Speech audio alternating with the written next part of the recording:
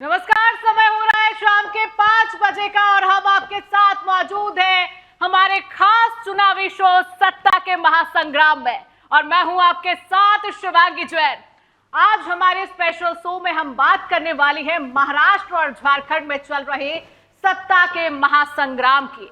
जैसा कि आपको पता है कि महाराष्ट्र और झारखंड में राज्य की सत्ता के लिए राजनीति का महायुद्ध छिड़ा हुआ है और सभी दल अपने अपने महारथी भी लगभग तैयार कर चुके हैं। लेकिन महाराष्ट्र और झारखंड दोनों ही जगह वाद विवाद ने अपनी सीमाओं को लांघना भी शुरू कर दिया है।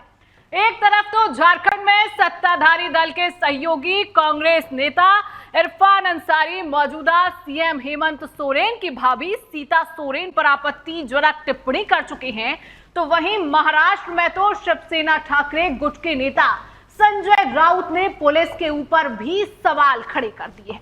संजय राउत ने आरोप लगाए हैं कि पुलिस महानिदेशक रश्मि शुक्ला के होते निष्पक्ष चुनाव नहीं होंगे।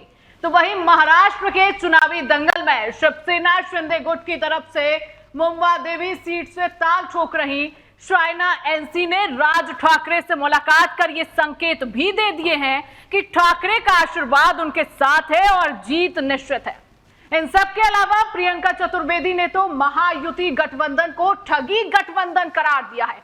इन सभी की बयानबाजी से महाराष्ट्र का चुनाव अब और भी ज्यादा रोमांचक होता जा रहा है।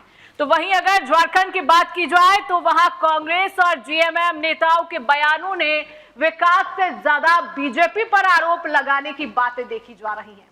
जेएमएम सांसद महुआ माझी बीजेपी पर भ्रष्टाचार के आरोप लगा रही हैं, तो उनके सहयोगी तेजस्वी यादव को जब राज्य में कोई आरोप लगाने को नहीं मिला तो उन्होंने केंद्र सरकार से जनता के त्रस्त होने का आरोप जड़ दिया है। वहां झारखंड में बीजेपी की कमान संभालने वाले हिमंतवा बिस्वा शर्मा ने बगावत की राह पकड़ने वाले वीरेंद्र मंडल को डैमेज कंट्रोल कर लिया है। साथ ही पार्टी में पूरा सम्मान दिलाने का वादा भी जनता के सामने किया है। इसके अलावा शर्मा ने हेमंत सरकार पर झूठे बोलने का ठीकरा भी फोड़ते हुए उनके पूरे तंत्र को ठग डाला है। इसके अलावा बाबूलाल मुरांडी ने तो झारखंड के सीएम हेमंत सोरेन के जमीर तक को मरा हुआ बता दिया है और उनका कहना है कि जो व्यक्ति अपनी भाभी के लिए आवाज नहीं उठा सकता वो किसी और के लिए क्या ही करेगा। तो इन बयानों के बाद झारखंड की चुनावी वसात भी और ज्यादा अब दिलचस्प होने लगी है, क्योंकि बीजेपी अपने विकास मॉडल को भुनाने के साथ साथ झारखंड की सोरेन सरकार पर भी भ्रष्टाचार के आरोपों के तीर जमकर चला जा रहे हैं। अब ऐसे में देखने वाली बात यह होगी कि क्या जेल से बाहर आकर दोबारा झारखंड की कमान संभालने वाले सोरेन को जनता एक बार फिर से सहारा देगी या फिर लगातार विकास के वादे कर रही बीजेपी के इस बार फिर मौका दिया जाएगा। तो वहीं महाराष्ट्र में भी सवाल यही खड़ा हो रहा है कि बीजेपी एक बार फिर जनता का भरोसा जीतकर सत्ता हासिल कर पाएगी या फिर बीजेपी राह में सत्ता की नाव डूबने से विपक्ष में बैठी महाविकास अघाड़ी गठबंधन पर जनता भरोसा जताएगी। इन्हीं मुद्दों पर आज हम चर्चा करेंगे, लेकिन उससे पहले कुछ नेताओं के बयानों को सुनिए और देखिए कि क्या कुछ चल रहा है महाराष्ट्र में। अच्छा वातावरण है, चुनाव का परिस्थिति देखने के लिए आ गया। बिल्कुल हम लड़ेंगे, हम जीतेंगे। हमारा देखिए, राज्य के पुलिस महासंचालक रश्मि शुक्ला के बारे में बहुत गंभीर आरोप है। 2019 में जब हमारी सरकार बंद रही थी तो यही पुलिस महासंचालक या डीजी रही उस वक्त, जो सीधे सीधे भारतीय जनता पार्टी के लिए काम कर रही थी। हमारे सभी के फोन टैपिंग करके हम क्या करने जा रहे हैं उस बारे में वो देवेंद्र फडणवीस को पूरी जानकारी दे रही थी, फोन टैपिंग कर रही थी। मेरा फोन, शरद पवार साहब का फोन, उद्धव जी का फोन, नाना पटोले जी का फोन, सबके फोन टैप कर रही थी। ऐसे व्यक्ति आज पुलिस महासंचालक है, क्या आप उनसे निष्पक्ष चुनाव करने की अपेक्षा कर सकते हो? हमने कहा कि उनको उसके हाथ में चुनाव नहीं देना चाहिए, तब चुनाव आयोग ने कहा कि हमको अधिकार नहीं है। ऐसा कैसा हो सकता है? लेकिन जो युति की बात करते हैं वो सिर्फ झूठ परोस रहे हैं और सिर्फ सत्ता के भूख की वजह से वो इस तरीके का गठबंधन हुआ है। हमने देखा जिस पे 70,000 करोड़ का आरोप खुद प्रधानमंत्री नरेंद्र मोदी जी लगाते थे, आज उनके साथ सत्ता में डिप्यूटी चीफ मिनिस्टर बनकर बैठे हैं। आज जो कहते थे कि हर तरीके से ये लोग एक साथ मिलकर महाराष्ट्र का विकास करेंगे, उन्होंने विकास तो सिर्फ अपना किया है। आज वो महाझूठी गठबंधन में सामने जो आमने सामने हो रहे हैं, 10 से ज्यादा ऐसी सीट्स हैं जहां पर शिवसेना शिंदे सेना ने अपने लोगों को लगाया है, बीजेपी ने अपने लोगों को लगाया है, अजीत पवार ने अपने लोगों को लगाया है। कोई तीनों में तालमेल नहीं है। और मैं फिर से कहूंगी कि ये महायुति नहीं है, महाझूठी है, जिन्होंने सिर्फ महाराष्ट्र को महा लूटा है और महाभ्रष्टाचार फैलाया है। राज ठाकरे जी हमारे पारिवारिक संबंध रहे हैं बचपन से। उनको दिवाली की शुभकामनाएं और उनका आशीर्वाद मार्गदर्शन हमेशा रहेगा। मुंबा देवी जैसे क्षेत्र में जहां से मैं लड़ रही हूं, वहां बहुत सारे लोगों का योगदान रहा है और मैं उम्मीद करती हूं कि आते हुए दिन में हर एक वर्ग स्तर के लोग जिनसे हम मिले और जिनसे हम आशीर्वाद ले, सभी का साथ रहेगा। तो ये थे महाराष्ट्र के बयानवीर। अब आपको दिखाएंगे कि झारखंड में नेताओं ने क्या कुछ कहा और किस तरह आरोपों के तीरों से ये नेता अपने विरोधियों को छलनी छलनी करने के फिराक में है। आप भी देखिए। अगर अच्छा वातावरण है, चुनाव का परिस्थिति देखने के लिए आ गया, बिल्कुल हम लड़ेंगे, हम जीतेंगे, हमारा सरकार बनेगी, फिर बनाएंगे। अच्छा लेवल काम करना सरकार है इधर, जेएमएम कांग्रेस सरकार लोगों के साथ पसंद है, बिल्कुल हम फिर भी जीतेंगे, पहले से बेहतर करेंगे, बिल्कुल करेंगे। लेकिन माहौल बहुत बढ़िया है। लोग जो है मौजूदा जो केंद्र सरकार है भाजपा की, उससे लोग उबे हुए हैं और एक महागठबंधन जो है हम लोग मजबूती के साथ चुनाव लड़ रहे हैं। और मुझे पूरा विश्वास है जिस हिसाब की योजनाएं जो चलाई जा रही है, चाहे मैया योजना हो, चाहे पेंशन स्कीम का हो, चाहे आप देखिएगा छात्रों के लिए जो छात्रवृत्ति का जो योजनाएं हैं, उससे लोग जो है काफी प्रभावित है सरकार से। लेकिन मैं ये कहूँगा कि कांग्रेस पार्टी का जो चरित्र है, खास करके महिलाओं के प्रति, वो आप सब ने इरफान अंसारी के मुंह से सुना कि इस प्रकार के अपशब्द का प्रयोग करेंगे। हम लोग तो शब्द बोल भी नहीं सकते हैं। तो ये कांग्रेस पार्टी का चरित्र, और उसमें भी हद तो तब हुआ जब राज्य के मुख्यमंत्री उनके मंत्रिमंडल के साथी है, तो उनका लगता है कि जमीर भी मर चुका है।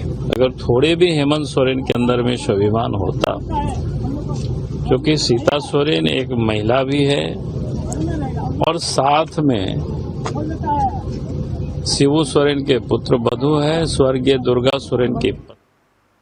तो आपने ये बयान सुनी। अब हम चर्चा करने के लिए चलते हैं पहले महाराष्ट्र, जहां हमारे सवालों के जवाब देने और सत्ता के महासंग्राम में सटीक आकलन करने के लिए हमारे साथ कुछ लोग मौजूद हैं, जिनमें राजनीतिक विश्लेषक के तौर पर हमारे साथ जुड़ी हैं तनुज दीक्षित और बिल्कुल, तो हमारे साथ संवाददाता स्नेहल जोशी भी जुड़े हुए हैं। हमारे साथ मुंबई से संवाददाता प्रियंका लाठी जुड़ी हुई हैं। हमारे साथ निरंजन परिहार राजनीतिक विश्लेषक के तौर पर जुड़े हुए हैं। तो सबसे पहले मैं राजनीतिक विश्लेषक का तौर करूंगी। निरंजन जी, आपके पास आना चाहूंगी, क्या देख रहे हैं महाराष्ट्र के चुनाव में लगातार सियासी बयानबाजियां जारी हैं, किस तरीके का दिलचस्प मोड़ महाराष्ट्र चुनाव ले रहा है, क्योंकि कैंपेनिंग की भी शुरुआत हो चुकी है। राहुल गांधी ने आज कैंपेन की शुरुआत कर दी है कि 6 नवंबर को महाराष्ट्र में कैंपेन जो है राहुल गांधी करते हुए नजर आएंगे। क्या लग रहा है महाराष्ट्र का चुनाव कितना दिलचस्प होगा इस बार?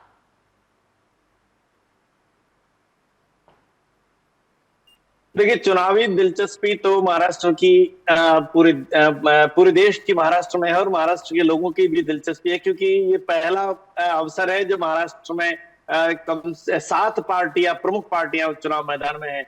2 एनसीपी है, 2 शिवसेना है, भारतीय जनता पार्टी है, कांग्रेस है और उसके अलावा एक पार्टी है राज ठाकरे की महाराष्ट्र नवनिर्माण सेना।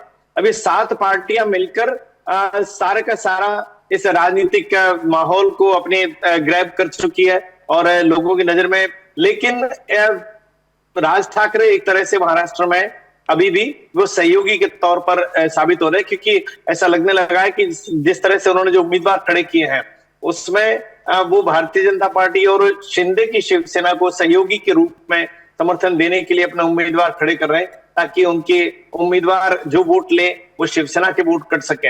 वैसे कल एक सर्वे आया था, जो सर्वे राजनीति में होते हैं या करवाए जाते हैं, ये सारे अब देश ये जान चुका है, फिर भी चुनावों में सर्वे की अहमियत तो बनी हुई है। इसलिए उस सर्वे में 27% लोगों ने एकनाथ शिंदे को फिर से मुख्यमंत्री बनने की बात कही है, और उद्धव ठाकरे के समर्थन में ये करीब 22% लोग हैं। मेरा ऐसा मानना है कि शिवसेना शिंदे और शिवसेना उद्धव ठाकरे, ये दो बहुत मजबूती से चुनाव लड़ती हुई दिख रही है। तीसरी पार्टी भारतीय जनता पार्टी। कांग्रेस की फिलहाल जो 40 सीटें हैं, ऐसा लगने लगा है कि मुंबई और कोंकण में कांग्रेस की कोई बहुत बड़ी एग्जिस्टेंस न तो पहले रही न अब है। तो क्योंकि महाराष्ट्र में जो मुंबई में जो 36 सीटें हैं, उनमें से सिर्फ 4 सीटों पर कांग्रेस जीती थी, उनमें से भी 3 पर तो मुस्लिम उम्मीदवार जीते, चौथी पर वर्षा गायकवाड़ जो मुंबई कांग्रेस के अध्यक्ष हैं, जो बाद में लोकसभा के लिए चुन ली गई, तो 3 बचे।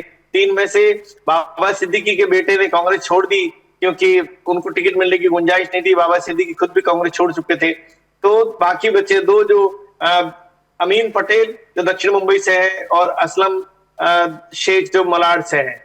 ये तो इस शहर में ऐसा ध्रुवीकरण हो गया है कि कांग्रेस एक तरह से मुसलमानों की समर्थक पार्टी है। अब ये कांग्रेस सार्वजनिक रूप से तो नहीं कहती, उनके पार्टी के उम्मीदवारों की जीत और उसके आचरण से लगता है कि शहर में जब 4 ही है, 4 में से 3 एमएलए तुम्हारे आपके जो कांग्रेस के जो है वो मुस्लिम है, तो निश्चित रूप से मुस्लिमों की पार्टी समर्थक पार्टी के रूप में कांग्रेस को देखा जा रहा है। लेकिन एक चौथे उम्मीदवार और है इस बार, जो पिछली बार बहुत कम वोटों से हार गए थे, वो पूर्व मंत्री है नसीम खान। वो उनकी जीत के चांस एक बार बताए जा रहे हैं। तो उनकी कांग्रेस की दिक्कत ये है कि वो भी मुस्लिम है। लेकिन ये एक ताकतवर पार्टी के रूप में महाराष्ट्र का जो सिनेरियो बन रहा है, उसमें सब कुछ गड्ढमड हो गया है। बहुत सारे जो पार्टी के प्रभावी उम्मीदवार थे, उनको टिकट नहीं मिला, तो वो निर्दलीय खड़े हो रहे हैं। जैसे बोरीवली में गोपाल शेट्टी है, वो 3 बार नगर सेवक रहे, 2 बार विधायक रहे, 2 बार सांसद रहे, लेकिन उनको टिकट नहीं दिया। जब सांसद का टिकट नहीं मिला तो लगा कि विधायक का टिकट मिलेगा। विधानसभा में उम्मीदवारी विले पार्ले के जो लीडर है संजय उपाध्याय, उनको दे दी गई, वहां से 20 किलोमीटर दूर इलाके में। तो गोपाल शेट्टी की नाराजगी जायज है। इस तरह से और भी बहुत सारे लोग हैं जिनकी नाराजगी जो दिखाई दे रही है इस चुनाव में। अब ये देखिए, कभी कभी जो चुनाव में नेताओं के जो बयान है वो भी मुश्किल पैदा कर देते हैं। शिंदे शिवसेना ने बीजेपी की नेता है शायना एनसी, उनको खड़ा किया है वहां से। अब साउथ बॉम्बे से जो सांसद है अरविंद सावंत, उन्होंने उनके बारे में कह दिया कि हमको इम्पोर्टेड माल नहीं चाहिए, हमारे यहाँ तो लोकल माल ही चलेगा। अब उनके कहने के शिवसेना हर बार बाला साहेब ठाकरे की तरह से सारे लीडर वो द्विअर्थी संवादों में बात करते हैं। मैं आपको एक वाकया सुनाना चाहता हूँ, बहुत पुराना। मैं जब नया नया जर्नलिज्म में आया था तो मैंने बाला साहेब ठाकरे का एक सुना था। उन्होंने जब बाबरी मस्जिद ढाई गई थी उसके पहले उन्होंने कहा था कि बाबरी मस्जिद पर जो कोर्ट का फैसला आया था, उन्होंने कहा था कि मैं कोर्ट के फैसले पर लघुशंका करता हूं। अब वो लघुशंका का मतलब इस देश में क्या होता है वो अलग चीज है, कि महाराष्ट्र में उसके मराठी में उसका मतलब मैं थोड़ी शंका करता हूं। अब ये तो इस तरह के द्विअर्थी संवाद बोलते हैं जिसका मतलब सीधा सीधा कुछ और होता है, शाब्दिक अर्थ कुछ और होता है और वास्तविक अर्थ कुछ और होता है। तो उन्होंने कह दिया कि हमको तो इम्पोर्टेड माल नहीं चाहिए इस इलाके में। तो शायना एनसी ने कहा कि भाई मैं महिला हूं, मैं माल नहीं हूं।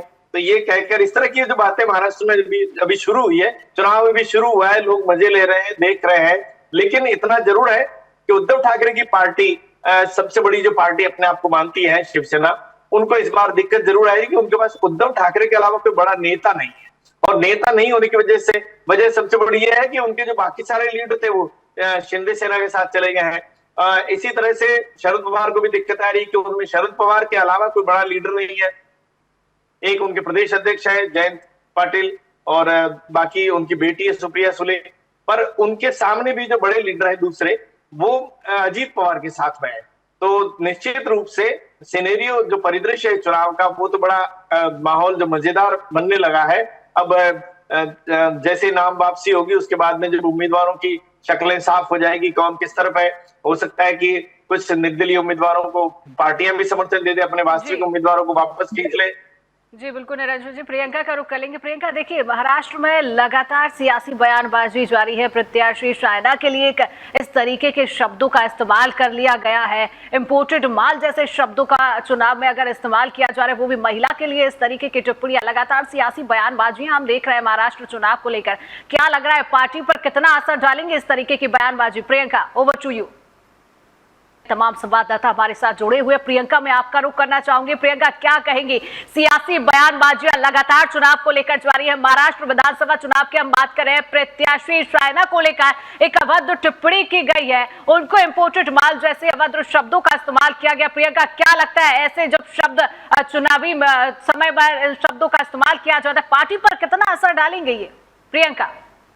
शिवांगी जी, मैं एक बात आपको कहना चाहूंगी, ये जो उनका स्टेटमेंट जो वायरल हो रहा है, ये बहुत ही बेहुदा स्टेटमेंट है। एक महिला राजनीति अगर हम समझे तो एक महिला अपने कर्तृत्व से इस ओहदे पर पहुंचती है, पर हालांकि देश में कुछ ऐसे कट्टरपंथी लोग हैं जो ऐसे स्टेटमेंट का इस्तेमाल करके जो है महिलाओं की इज्जत पे ये उछाल रहे हैं, वो भी पब्लिकली। और ऐसे लोक प्रतिनिधि जो है, ये ऐसे जनता के सांसद जो हम देख रहे हैं, ये उद्धव ठाकरे गुट के सांसद है। इन्होंने पब्लिकली ये बयान दिया है और शाइना जी के बारे में इन्होंने सीधा सीधा बोला है कि इंपोर्टेड माल है।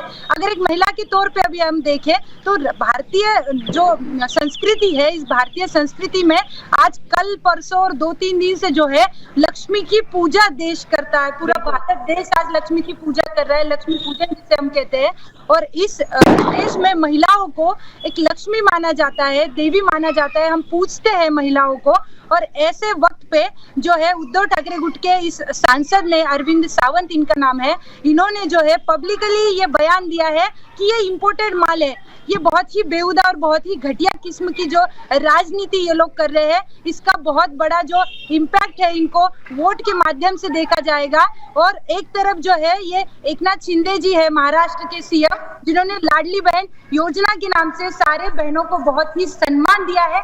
जो महिलाएं हैं जो मजदूरी करती है, खेत में काम करती है, इनको जो है, इनको पहली बार इनको किसी ने रिकॉग्नाइज किया है, इनको कुछ सम्मान दिया है। और दूसरी तरफ जो हम देख रहे हैं उद्धव ठाकरे गुट के ये जो सांसद है, ये पब्लिकली जो है महिलाओं की इज्जत उछाल रहे हैं, ये बहुत ही बेहुदा है।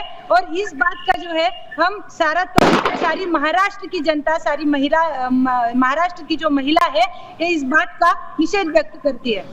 बिल्कुल, निषेध करना प्रियंका लाजमी भी है, क्योंकि हम भारत देश में रह रहे हैं जहां पर महिला को देवी कहा जाता है। जब नवरात्रि होती है, जब कन्या पूजन किया जाता है, दिवाली हुई है, लक्ष्मी पूजन कहते हैं। और इस तरीके में अगर राजनीति इस स्तर पर उतर आती है तो सोचने वाली बात है। बाबूलाल, आपका रुख करूंगी। महाराष्ट्र के चुनावी समीकरण को किस तरीके से देख रहे हैं? क्या समीकरण लग रहा है? चुनाव नजदीक है, स्टार प्रचारकों की लिस्ट सामने आ चुकी है, सीएम योगी आदित्यनाथ जो है चुनावी रैलियां करते हुए नजर आएंगे। बाबूलाल। बिल्कुल, देखिए भारतीय जनता पार्टी के लिए महाराष्ट्र विधानसभा के चुनाव प्रचार के लिए 40 स्टार प्रचारकों की लिस्ट जारी की गई है, जिसमें प्रधानमंत्री नरेंद्र मोदी, जेपी नड्डा, अमित शाह, योगी आदित्यनाथ जैसे तमाम वो दिग्गज नेताओं के नाम है। और 5 नवंबर से धुआंधार प्रचार यहाँ पर देखने को मिलेगा। 5 नवंबर से प्रधानमंत्री नरेंद्र मोदी की रैलियों का आयोजन किया गया है। 10 से 12 रैली को संबोधित करेंगे खुद प्रधानमंत्री नरेंद्र मोदी। तो ऐसे में आप देखना होगा, क्योंकि आज दीपावली का दिन है, तो आज एक दूसरे को मिठाई खिलाने का दिन चल रहा है, लेकिन अब एक दूसरे के विरोध में किस तरह से प्रचार यहाँ पर देखने को मिलेगा। हालांकि इसमें जो भागावाद देखने को मिली है, जिन्होंने अपनी पार्टी को टिकट नहीं मिलने की वजह से अपक्ष उम्मीदवार दर्ज किया है, उनको भी मनाने का दौर जारी है। भारतीय जनता पार्टी की तरफ से देवेंद्र फडणवीस और बावनकुळे को इसकी जवाबदारी दी गई है और वो मैदान में भी चढ़ चुके हैं उन बागी नेताओं को मनाने के लिए, क्योंकि 2 दिन और शेष बचे हैं। 4 नवंबर को जो उम्मीदवार अर्ज दर्ज किया है उनको वापस लेने की आखिरी तारीख 4 नवंबर को है। ऐसे में 2 दिन बचा है, तो उनको भी मनाया जा रहा है। लेकिन अब इंतजार है 4 नवंबर का, क्योंकि 4 नवंबर के बाद महाराष्ट्र में तरह का प्रचार देखने को मिलेगा। एक दूसरे के विरोध में हम देख रहे हैं कि लगातार एक दूसरे के ऊपर भड़ास निकालते हुए नेता दिखाई दे रहे हैं अपनी अपनी पार्टी की तरफ से। लेकिन अब दिलचस्प होगा, क्योंकि कम समय बचे। आज 1 नवंबर है और 20 नवंबर को चुनाव होने। बिल्कुल, पुणे से हमारे साथ विजय रणदिवे भी जुड़े हुए। विजय, आपका रुख करूंगी, आज का दिन सियासी बयानबाजी, सियासी मायनों में कितना खास रहा है महाराष्ट्र चुनाव को लेकर? विजय, ओवर टू यू। विजय, आपके नेटवर्क में लग रहा है प्रॉब्लम है, आपकी आवाज हम तक नहीं पहुंच रही है। तो लगातार महाराष्ट्र विधानसभा चुनाव की हम बात कर रही हैं, जहां पर सियासी बयानबाजियां तेज हो चुकी हैं, सियासी बयानबाजियां हम देख रहे हैं। वहां पर ये चुनाव बेहद ही दिलचस्प नजर आ रहा है, जहां पर स्टार प्रचारकों की एक तरफ लिस्ट जारी हो चुकी है, दूसरी तरफ दोनों ही विधानसभा चुनाव को लेकर सियासी बयानबाजियां भी जारी है। फिलहाल हमारे साथ राजनीतिक विश्लेषक निरंजन जी जुड़े हुए थे। निरंजन जी, फिलहाल आपका तमाम जानकारी साझा करने के लिए बहुत बहुत धन्यवाद। तो अब हम बात करेंगे झारखंड विधानसभा चुनाव की। झारखंड विधानसभा चुनाव भी बेहद ही दिलचस्प नजर आ रहा है। एक नजर हम डालेंगे झारखंड विधानसभा चुनाव की ओर, जहां पर हमारे साथ ब्यूरो चीफ तमाम हमें वो जानकारी देंगे। हमारे साथ झारखंड से हमारे ब्यूरो चीफ मुकेश खत्री जी जुड़ चुके हैं। मुकेश जी, क्या कहेंगे? देखिए, नए चेहरों को इस बार चुनाव में जो है जगह मिल रही है, नए चेहरों को उतारा जा रहा है। क्या लग रहा है झारखंड में इस बार क्या गठबंधन की सरकार बनती हुई नजर आएगी या फिर कमल खिलेगा? अभी कुछ कहना जल्दबाजी होगा, लेकिन जिस तरह से जो यहाँ के चुनावी मुद्दे हैं वो बड़ा ही दिलचस्प है। पहले लोग विकास की बात करते थे, लेकिन अभी यहाँ पर आरोप प्रत्यारोप का ही दौर देखने को मिल रहा है। आज की ताजा घटना है जहाँ जो केंद्रीय रक्षा मंत्री संजय सेठ है, उन्होंने मुख्यमंत्री हेमंत सोरेन की जो उन्होंने अपना नामांकन दाखिल किया है, उसी पे आज सवाल उठाया है कि उन्होंने जो अपना हलफनामा दिया है, जो उन्होंने एफिडेविट दी है, वो 2019 में जो डेट ऑफ बर्थ था उससे 2024 के डेट ऑफ बर्थ में 2 साल का अंतर पाया गया। तो उन्होंने ये बताया कि 2 साल में कैसे 5 साल में डेट ऑफ बर्थ 7 साल कैसे बढ़ गया।